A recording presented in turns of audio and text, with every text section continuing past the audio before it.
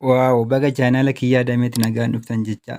Asirratti chaanaalii kana gubbaarratti wantoota nama barsiisan, wantoota nama bashannansiisan, wantoota tokko tokko kan namatti tolan akkasuma viidiyoo babbareedoo wantoota gaggaarii irratti qopheessinee isiniif kan dhiyeessinu ta'a. Waan ta'eefiyyuu chaanaalii keenya kana laayik, koomentii, sheer, sabskiraayib gootanii jajjabeessuun keessan immoo aadaa keessan haa ta'u nuti wal bira dhaabannaa. Waan nu daawwattaniif, waan laayikii nu gootaniif, waan sheerii nu gootaniif, waan koomentii nu kennitaniif, waan sabskiraayib nu gootaniif guddaa isin galateeffanna nuuf jiraadha jechaa walirraa yaa barannu. Shaggar gaduufanii yaa karaa naannamtu damamaadhoo shaggar gaduufanii yaa karaa naannamtu yoomaan argaan kiyyaaf kee abjuu naannamtu damamaadhoo yoomaan argaan kiyyaaf.